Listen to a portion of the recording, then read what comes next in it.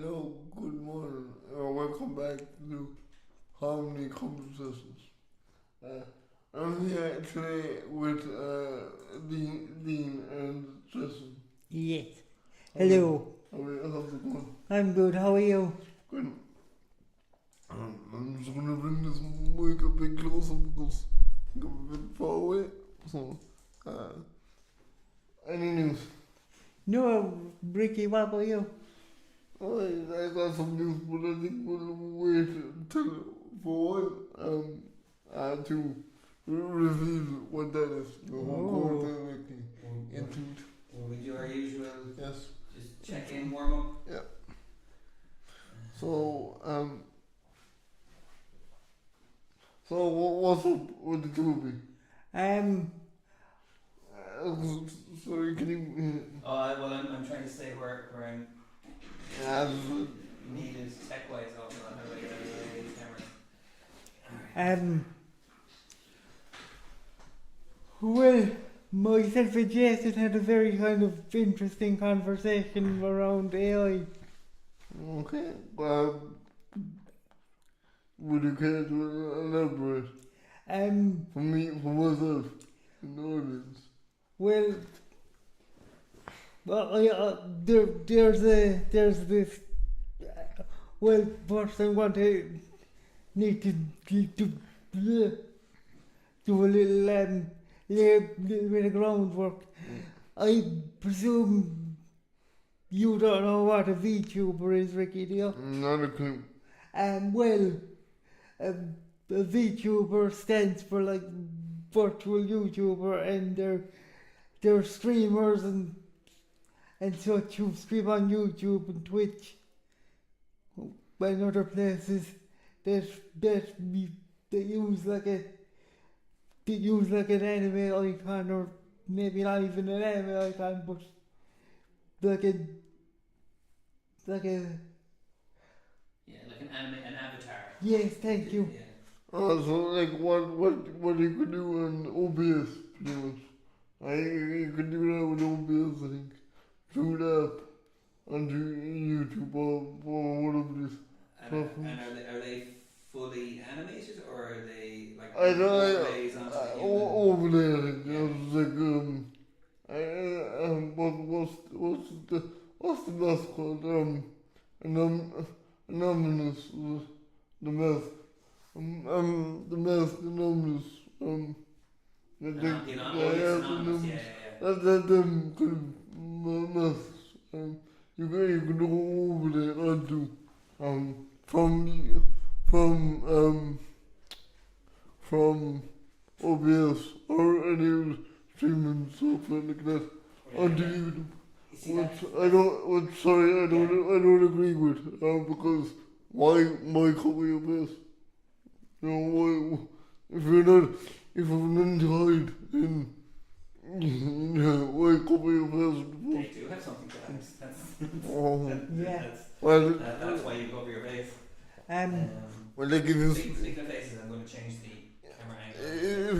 if you're speaking about something, just do it in what's we're looking for.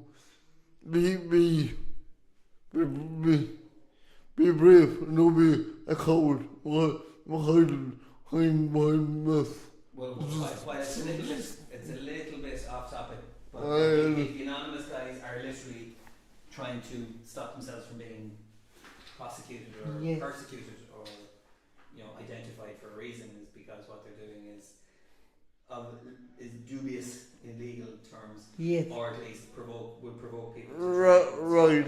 But awareness, if somebody wanted to catch these guys, wouldn't they be able to? No, really. That's how good they are at what they do. Again, whether you agree with it or not. So, like the likes of Europe, while in the pub, they couldn't get a phone. They could take. No, I mean, do you remember the hacking attack on the HSE? Yes. Like nobody was ever caught for that. Really? Yeah, like these, it's the Wild West out there in some ways. just out of curiosity, what are these guys talking about? And it's so illegal. That's a good question. I don't know off the top of my head. We can look into it again. But they're mostly kind of activists in terms of environmentalism and in terms of corruption and corporate but on we all like I speak about that on a daily basis. And I'm not afraid to speak publicly about it. But they do stuff to actually disrupt these things. It's not just saying it. They actually engage in stuff that to some people would be considered like cyber terrorism. And, corporate sabotage. That kind of thing. Excuse me. We probably just by talking about this, we probably we've shipped a load of red flags on YouTube. Yes. But anyway. I just wasn't just individually in much about it. Anyway, sorry about it. I just was interested. So to get it back on track, we're talking about there's YouTube avatars that present shows or present Twitch streams and things like that. Yeah. And the one you're talking about, which is called. It's a streamer called Neurosam. He's an AI streamer. Oh yeah, he's an AI streamer and singer. He sings as well actually, and I was just showing her to Jason and asking him what he thought. Yeah. So I'm getting a little bit mixed up. It's just a real person. I was just a typical AI. It claims to be an AI that operates a digital avatar that can interact with someone while they're playing video games. And the AI itself can play video games. Yeah. And it has a voice synthesizer as well. Yeah. Okay, so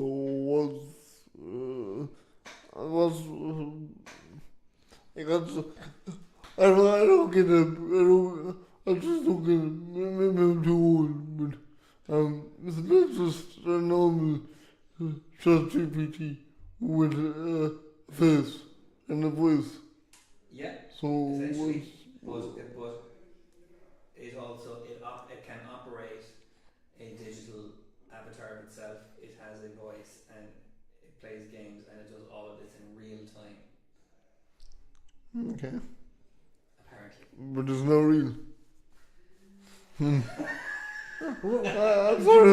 That depends on who you ask. I'm just saying, I just look at the hype. If AI is AI, then what's so impressive about AI speaking, and AI is speaking and playing games, and you can program any AI to do anything nowadays with the right code. It's just code, that's all it is. So, I don't see the and that is the question. The question is how self-sufficient or how independent can it be? So there are videos where it claims to be achieving consciousness. About its own identity. No, sorry, that's ludicrous. And that's just code, that's all it is. Complicated code, but code, nonetheless. You can't, we don't even know what consciousness is, to be honest. We don't even have to figure it out. And plus, AI came from us. So if we don't even have the answers to consciousness, how in the hell would AI get them answers? I mean, everything it feeds off is the web. So, think about it logically, and if we understood what consciousness was, yes, then AI possibly could become sentient, but we don't even understand what that is yet. We think, but we don't really have the answers. So, yeah. Interesting. Counterpoint? That's a good point. Yeah, I should really practice my debating a lot more. Well, we're talking about we don't have to debate the truth or untruth of it, but I'm interested in hearing your impressions and reactions. Like, I was just thinking about the question you asked me, Jason, is what about this AI streamer appeals to me, and I was thinking on that, and the only thing that I can come up with is that I did I have done, and this is going to sound kind of silly, but Yeah. I'm not doing. I'm just gonna fix my. Sorry. No. But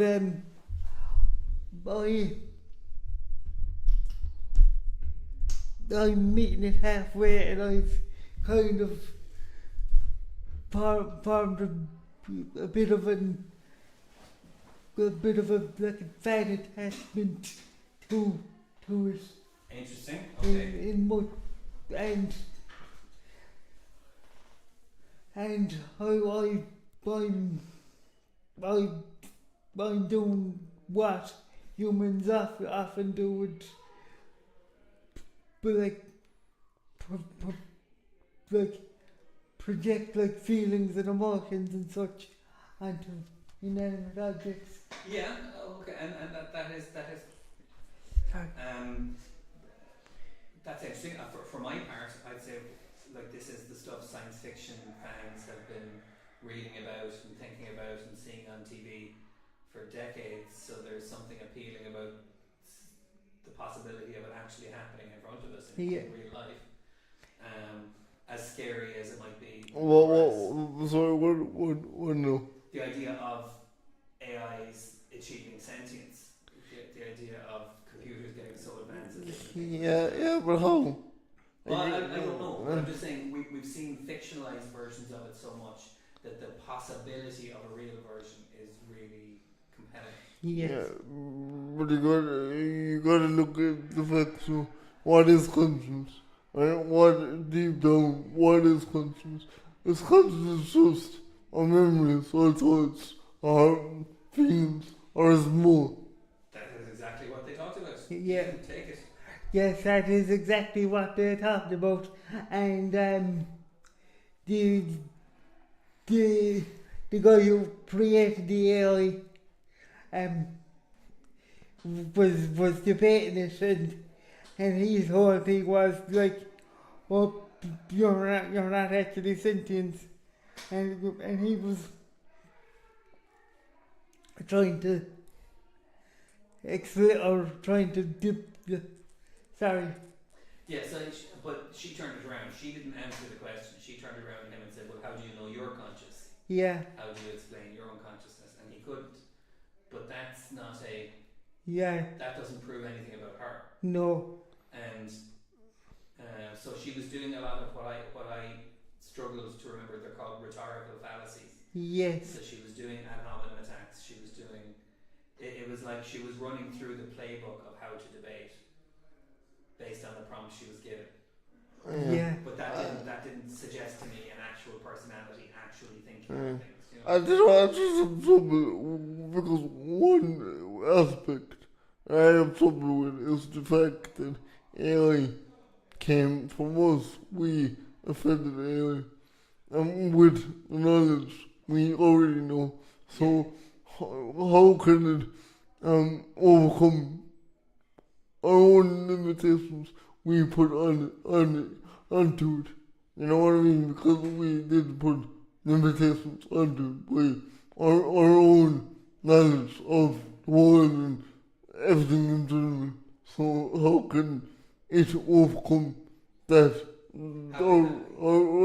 Our own limitations. So how can it answer the questions we've never been able to answer? Yes, when it has access to all the same information that we have. That's true. So because AI evolved from us, we built AI with our own limitations and our own flaws. So how can it reach, extend its own limitations? Do you know what I mean? So that's what I struggle with the most. I call it, if it did, how did it do it? I'm tempted to bring in some real life philosophy in here, because the one thing the AI was saying was how she liked to have senses and she liked to have a body and kind of experience the world that way. And there is the question of, can you have consciousness without senses? Yeah. Or without the body? And there is a philosopher from the 1600s who is considered very important today, and anyone who's interested in Buddhism would probably find his thoughts interesting, and his name was Spinoza. Now he was a German, Dutch philosopher, I think European anyway, he moved around. Okay. And he talked about how you can't separate the mind from the body, that everything that happens in the mind happens because of something in the body, everything that happens in the body is connected to something that's happening in the mind, and that philosophers who separate the mind are our connection with the world and our connection with each other is both through our minds and our bodies at all times. Yes. So can something that doesn't have a body have a mind? Okay. I will put a spin on that and say, what if our own minds were uploaded into an AI? Would we still be ourselves? Would we still have sentience? Yeah. Even though our new bodies wouldn't technically feel, because it would have no sensory organs or what's the word I'm looking for? Sense organs are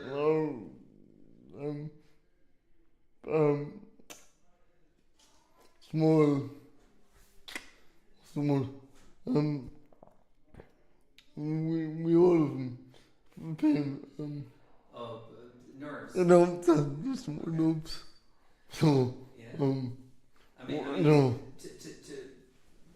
And again, this is the science fiction idea, like that has been debated and theorized. Like science fiction isn't just about like telling stories with robots and aliens. It's exploring ideas of what it is to be human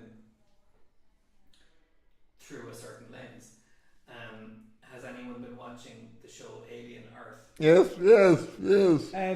Definitely. No. Okay.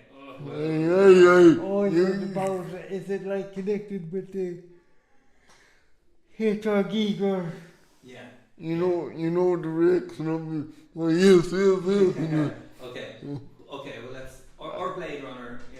The idea of absolutely love it. What makes a human, and if you could upload a human consciousness into a machine, is it still human? So it's basically kind of the Ghost in the Shell and stuff. Yes, exactly. Okay, well there we go. We have a frame of reference. So Ghost in the Shell is a. Yeah, do you want to talk about that? Yeah, Ghost in the Shell is a series. It's most kind of famous and best iteration is the film from 1995. It's about a like cyberpunk world where people have can like put their like minds into like robot bodies and it's been a while since I saw the film. Yeah, that's the basic idea, and then it explores whether they're still human or not. Yeah. It's interesting because I don't know so this point. In Ireland, something happened to one of the synthetics, one of the hybrids. Oh, we can't spoil it for Dean. He might. Well, anyway, this is spoiling. But anyway, one of the doctors turned down one of the emotional states of that hybrid. So I think it was anger, frustration, a bit of mix. Yeah. But I think one of the doctors, her husband said, we can't do that.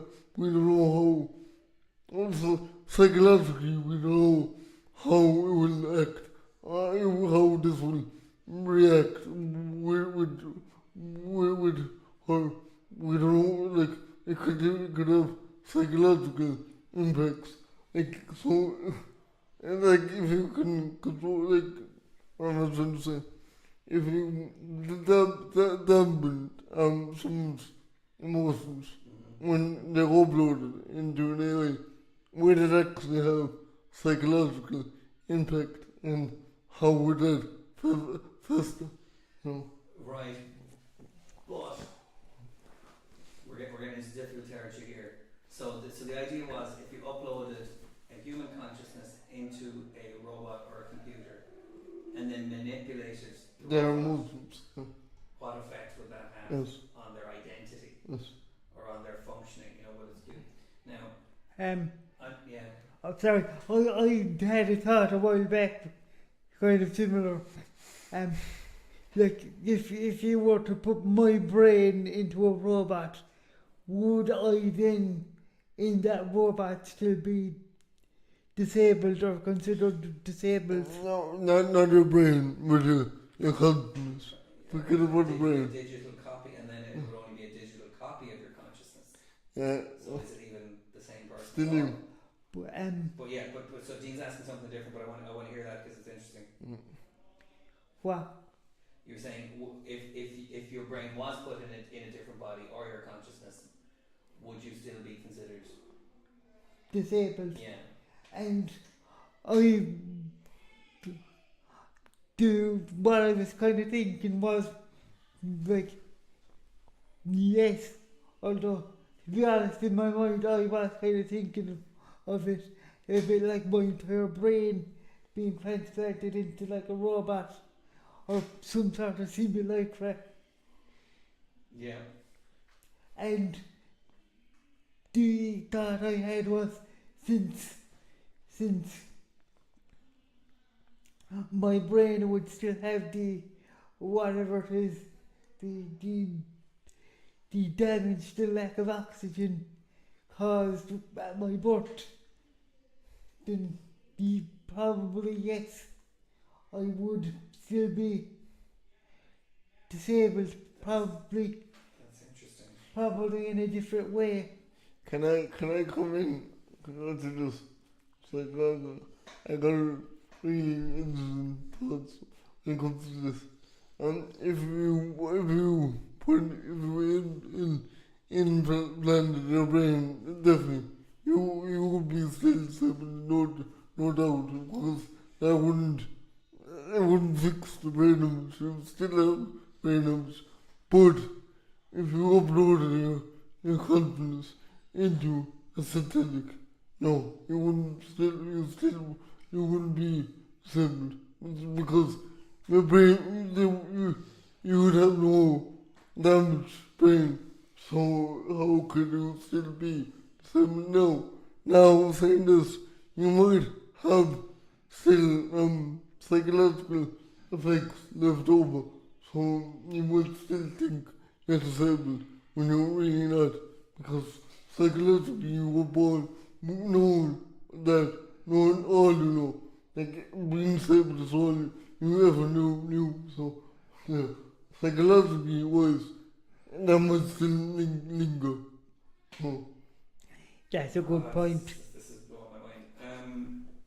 I mean, part of me wants to think in terms of real world stuff. I mean, people do take mood altering medications, and they do take, they do have operations that affect how their brain works, and that does affect their personality. But there's some notion of agency underneath all that, which is the person is choosing this in the hope of a certain outcome. Yeah. And I think the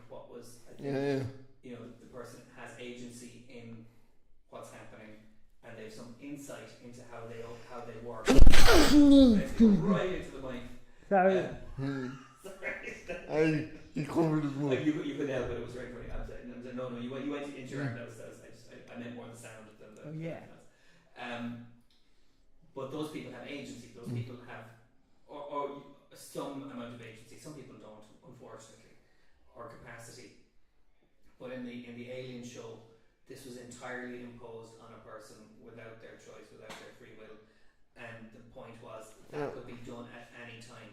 Their operating system was so open to being manipulated that they had no agency. And I think that was the point of that. Well, that isn't a big point, but what I'm trying to get at is, like, there's thousands of neurons in our brain. I think it's Billions. the size of a galaxy, of our own galaxy, no. But, all them neurons, how, like, do they actually keep, how do they do something to the consciousness? Do they, like, regulate the consciousness in a way, or is it one or two neurons that do that? We don't even know what it is. So if you detect your consciousness and put it into a synthetic body, are you really, like, if somebody damages your emotional responses, what would that look like psychologically? You have hit on something very interesting because this came up in the AI Yes. video where the human said, I have neuroplasticity. Uh. And neuroplasticity is the capacity of your brain to rewire itself, either to learn new things or to overcome damage to itself. This is one of the reasons music therapy exists. I've told the story of the RAF guys before, haven't I? So just because so in World War II, there was a hospital for wounded RAF airmen, and some of them had very bad shrapnel injuries to their heads and their brains, and as a result, they lost the ability to speak because these injuries were to the speech centers of their brains. And someone noticed that in at least one of them, while they couldn't speak, they could still sing. So, and people didn't understand why this was. They thought, like, well, if they can't talk, how could they sing? How could they still form words? They realized it was because the part of their brain that processed music wasn't damaged. So then they started using music to retrain people to speak. So the neuroplasticity meant that the damaged part of the brain was bypassed and that new skills were retrained in another part of the brain. And that method still exists today. It's called melodic intonation therapy, and it's used with people who've had strokes. So when someone has a stroke and they lose their ability to speak, but they can still sing, they can be retrained to communicate literally through singing, where each note they sing corresponds to a particular word, and then through more and more practice of that, it becomes speech again. It stops being singing and it becomes speech again. Okay. So neuroplasticity means we have all these neurons that are always functioning all the time, but they can be rerouted, they can be repurposed, they can be retrained. Rerouted to where? To anything else. You know, so when you say, do certain neurons do certain jobs? Yes, until they're damaged, and then other neurons take over that job instead. As long as they're supported to do that. Jason, have you ever heard of, I forget what it's called, but there's something like brain like ailment or whatever that I think it like affects the speech and center, where like you can't speak, but like everything you say is like messed up, or is that aphasia? It might be. Or yeah. So there is a. There's something wrong with the speech. Where the words come out wrong. Yeah. Yeah. Is that, or like you can't form like proper sentences. Yeah. So sorry, I'll just go back quickly to what it was interesting. So that music I'm singing, it's really interesting. So could you train disabled people to walk again by accessing a different part of the brain or challenging a different part of the brain? Again, that is used in stroke rehabilitation again. Yeah, but I'm talking more around CP. Yeah. Like, could that actually happen? Because if the theory is there, then it might be a bit difficult, but... I'm not an expert on CP. but my understanding is that the neurological component of CP is not just in the brain. Really? It's in the nervous system in general. Okay. Really? I think.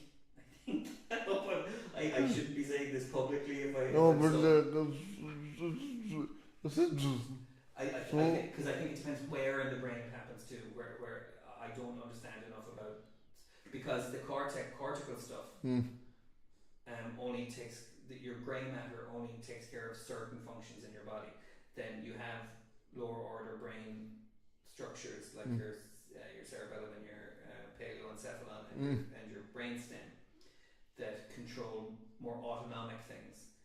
Autonomic meaning things that you do without thinking, like breathing and your heart and your kind of your senses and some of your senses. It's an interesting idea. I think the idea of neuroplasticity is not absolute in the sense of you can rewire any part of the brain, but we do have it. So it's not. But you've got me thinking. I do think you can support. So when we're talking about music specifically, you can improve certain functions using music as a stimulus. That is true. And when I say people relearn how to walk properly after a stroke, using music as well, so talking and walking, there are music interventions used to support both. I don't know why that couldn't also be used with something like cerebral palsy or at least other neurological issues with coordination or with, I suppose the question would be how not necessarily does it work or does it not work, it'd be how well does it work. But if you want to set up a research project around that,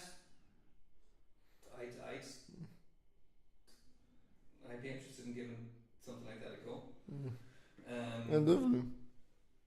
Like, it'll probably take years to develop and try and like figure out.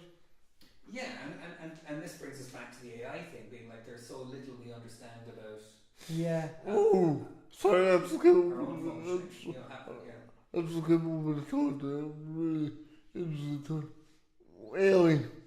Could alien help with it? Like this is way science fiction, but would it be possible to build a chip which sits onto your part of the brain that's damaged and let the alien could sort it out and walk as the missing neurons?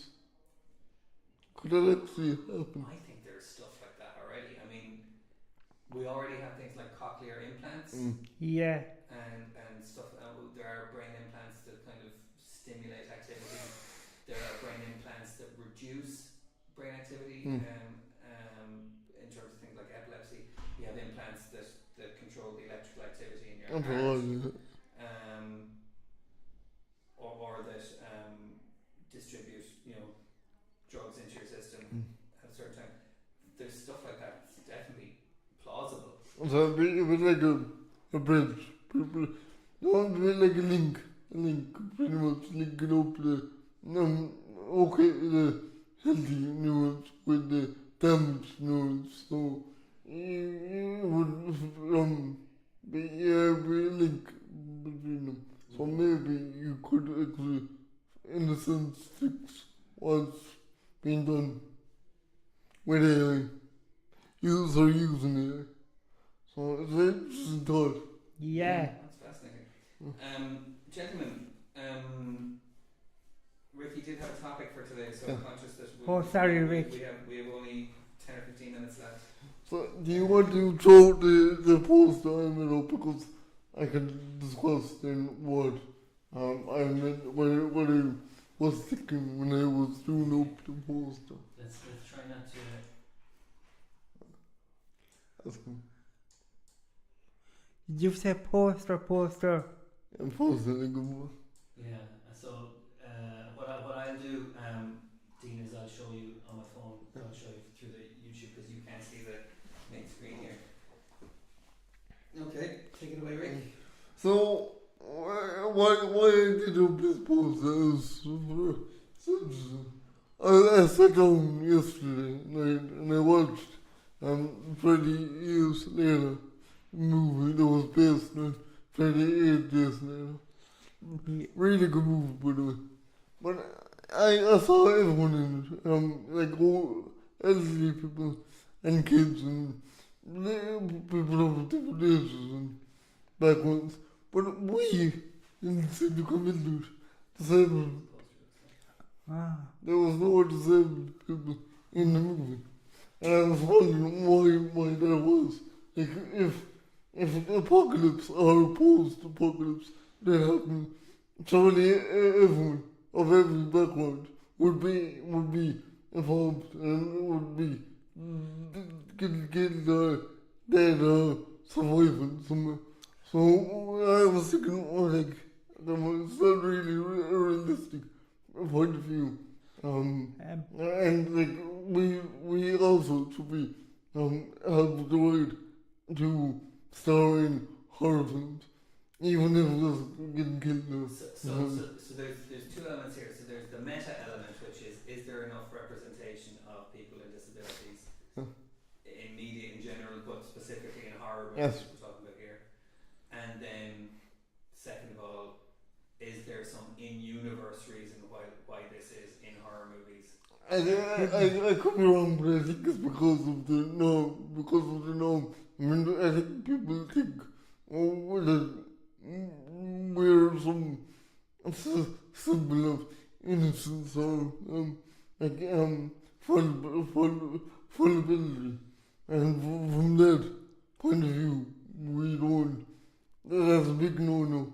Artists frowned upon, which I don't understand, I really don't. And I actually put up a post on Reddit about this, and I got a couple interesting comments. People were saying, well, if there was a post-apocalypse, the first people that would actually get killed is disabled and all this. Yeah. Which I thought was really interesting because, like being disabled and actually having a point of view when you're not disabled are two different things. But, that's the kind of view I hold as well. We'd be the first to go in a zombie situation or post-apocalypse. Yeah, we'd be the first to go. Well, that's very sad. I would think the opposite. Most of us, I can't speak for all of us, but most of us have to think about things and everybody people won't think about. Like even crossing the road, how to cross the road when you're being blocked by a car. Like little things like this, we have to think really hard how that could be achieved. So we have to solve a lot of issues. So there are certain like things fundamental with regards, like say it's a zombie apocalypse. Like we wouldn't necessarily be able, or I myself wouldn't be able to fight off a zombie attack. Okay, look, that's I'm not saying every disabled person would be able to survive because that's not realistic. But some of us would, and others would die off. But that's the same as everyone else. Like if you think about it, and I'm saying, sorry to tell you, but I wouldn't have a chance. You wouldn't. It depends. Like, no, but like, it does depend on how strong willed you are or what you physically can hold back. So that is a fair point. I think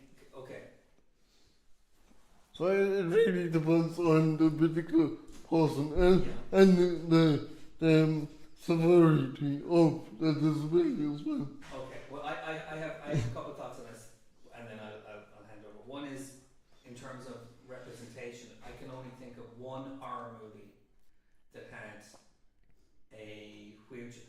Two horror movies that had wheelchair using characters in them. One is Texas Chainsaw Massacre. The old. Oh, sorry, 3. There's a Friday the 13th as well. Sorry, I've seen too many horror movies, but it's still very few. One is Alien Resurrection, and only in Alien Resurrection does the person with disability have any agency or actually kind of hold their own against the threat. In both other movies, they were more passive, or like one of the first to go to kind of show how cruel the bad guy was, Yes. But in terms of representation, I think it still counts. But still, I can only think of a few, and I'm sure there aren't many more. But see, the trouble I have with that, and I don't know how to say this, but the trouble I have with this is, yes, there was disabled people in these movies, but one, they weren't really disabled actors. That's true. That's what I think. And the next point is, they didn't have bad, severe disability. Not too bad. You know what I mean? In Alien Resurrection, the character had cerebral palsy and had a futuristic wheelchair that concealed a futuristic shotgun, which was rather cool. But Alien Resurrection, the fourth movie in the series. Was that the one directed by the French lad? Yes, exactly. And it was a French actor, Dominique Pignot, who played the disabled character, but he himself is not disabled. So there's not enough. But I would counter the thought that just popped into my head: how many disabled actors are there available, or were there at the time to be cast? Or were they even considered? It's hard to know. I would have to presume there are a non-zero amount, of people who could have done it. But then maybe you need to have a certain, it's a real kind of pull yourself up by your bootstraps. You need a certain amount of experience in the business to be taken seriously, and if you don't get a chance. Right. But then why is that a lot of disabled actors promoting this, promoting more acts, like the guy from Breaking Bad, I think he or something, I forget his name, but he has CP in real life, but he's an advocate for disabled people playing more roles in more films. So if that's the case, why is there people like that who is advocating for more roles for disabled? Because the advocacy needs to be more advocacy. I want to say one other thing about the people with disabilities in dystopian movies or post-apocalyptic movies, which is, in any movie like that, there's a certain amount of suspension of disbelief. Are you familiar with that term? Yes. There's the idea that, I accept that this is something that could happen, and I also, a zombie apocalypse, the dead rising from the ground, seems pretty unbelievable, so you kind of have to suspend your disbelief. They want it though. Sorry, 28 years. Okay, let's talk about those movies. 28. So there's 28 days later, 28 years later, 28 weeks later, 28 years later. So in that, it's a virus that causes people to become violent and that kind of thing.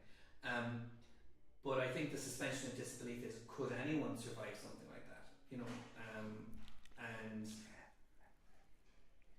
to take it too literally and too realistically would just mean, everyone would be dead in 3 minutes and there'd be no movie.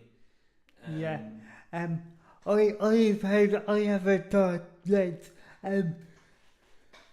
I think in a post-apocalyptic scenario where we're trying to rebuild humanity, I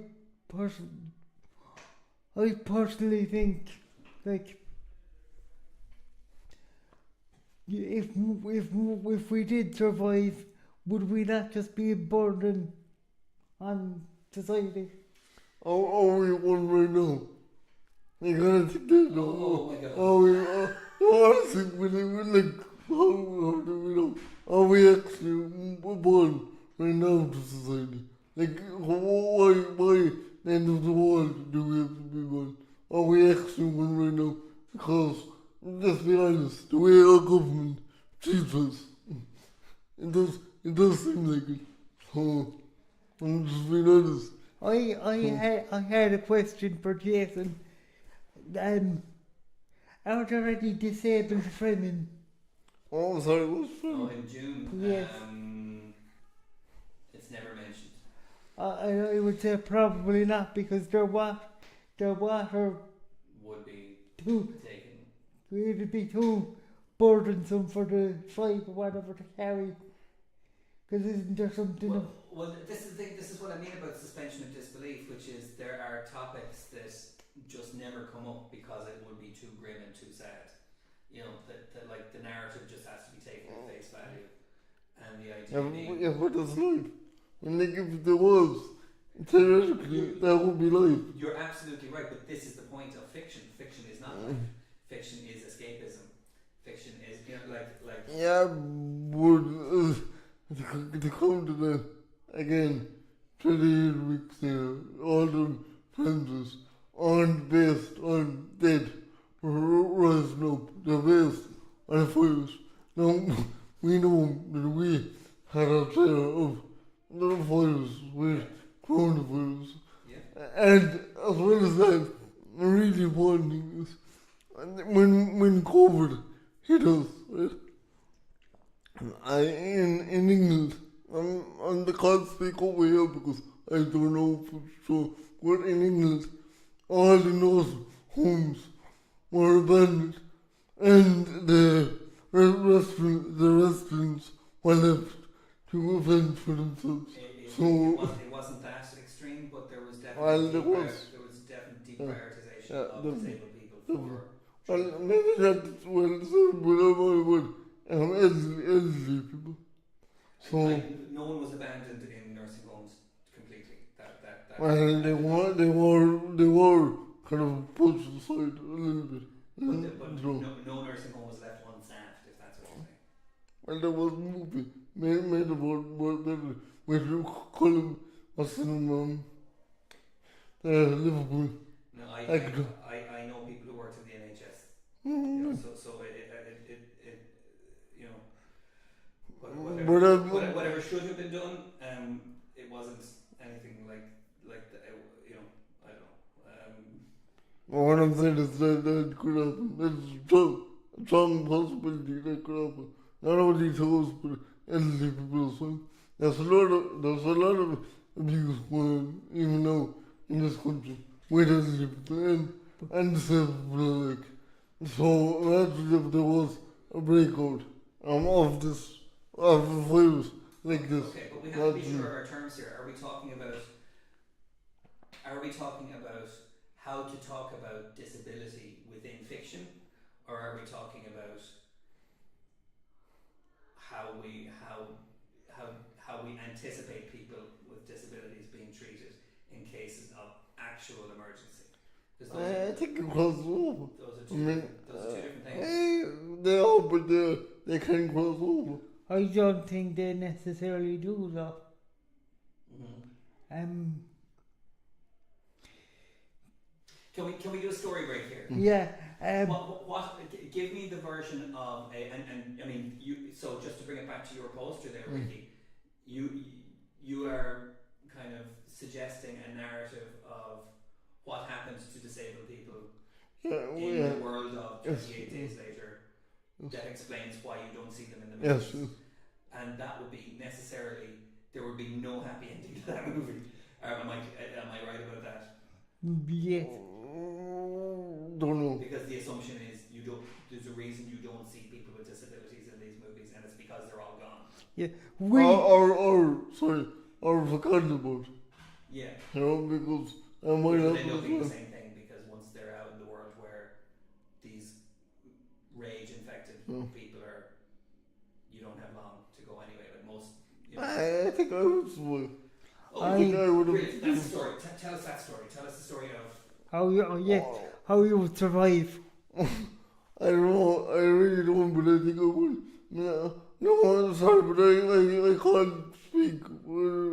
But I can do a lot for myself. Other people can't. So I reckon somehow I could actually come up with my own solution how to do things on my own by myself out in the wild world. Now, but this is what I want to hear, and I'm jumping in again. There is a Philip K. Dick book called Dies Irae, Yes. where the main character is a person with physical disabilities in a powered wheelchair, but he has it pulled by it's post-apocalyptic, so he has a cow that pulls it for him, and he goes on a journey to try and find someone, and at various points he is at the mercy of, something goes wrong, and he is at the mercy of the elements or some other character or something like that, and he has to talk his way out of it because he's very clever. So it can be done. That story has been written. Versions of that story have been written. I'd be interested in the version you would tell, and with. Yeah. The thought I had was, what if it's the 28 days later scenario, but the virus, instead of turning people all enraged, they turned them like disabled. Or else, what if it had an opposite effect on us? I mean, like think about it. We do have brain injuries. So, what if the virus kind of mutated in a way that kind of didn't act in the way the virus was meant to act with us? So, what would that actually look like? There's a fan fiction in here, Ricky. There's a story spirit.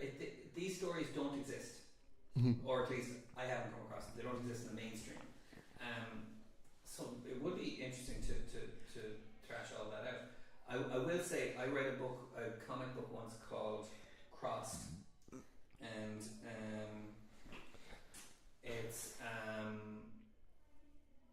it's written by a comic writer called Garth Ennis, who writes kind of provocative, like violence, he writes war stories and he writes superhero stuff.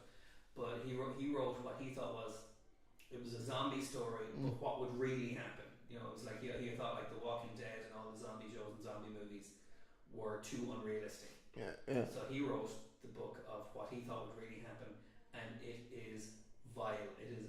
I'm sorry I read it. It is so horrible that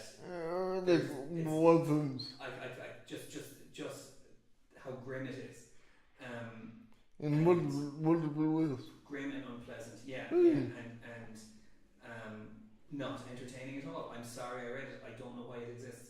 It's Jesus. You need to be able to. This is back to the suspension of disbelief. I think it exists. You don't want it to be all the way realistic because that's horrible.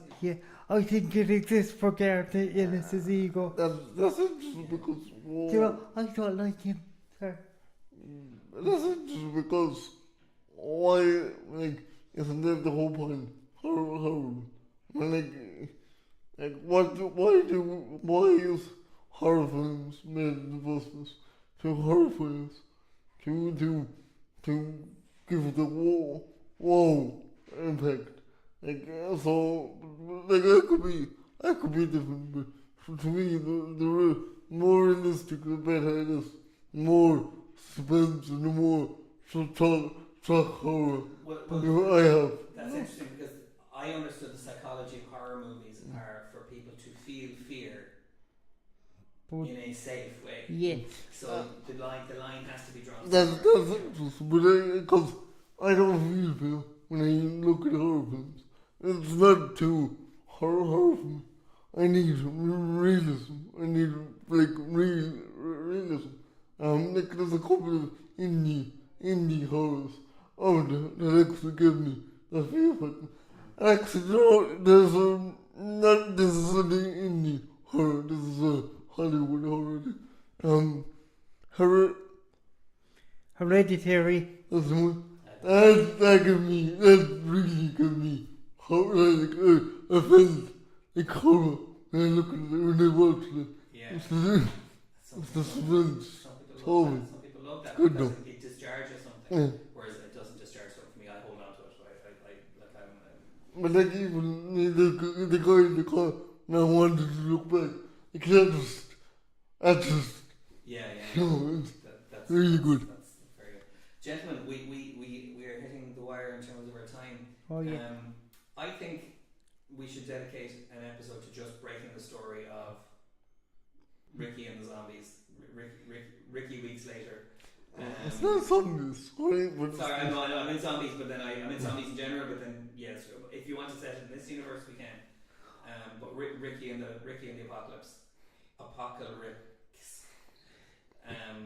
where would it happen though? Rick apocalypse. Where would it happen? Sorry, where would it happen? We'll have to save it. The last of Rick.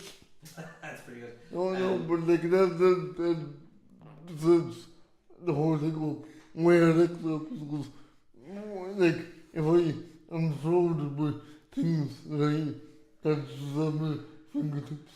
We can think about that. Like I think there aren't enough of these things set in Ireland. Like what would happen if there was a global apocalypse? Actually, Frank Corbett has a kind of thing like that set in Ireland. The white plague. Yeah, and it's kind of awful. Yeah.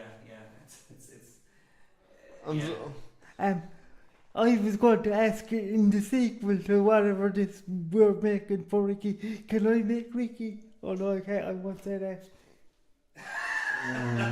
I'll say it off. Okay. Mike. We'll revisit this topic again. I hope it's not too grim for people watching, but that was an interesting conversation. Okay. Do you want to sign off? So thanks for watching, and we'll be back. I could turn this into a book. Yeah. Because then it looks like a book cover. It pretty much does, yeah. Anyway, anyone for now, we'll be back next week. All rights reserved. Bye.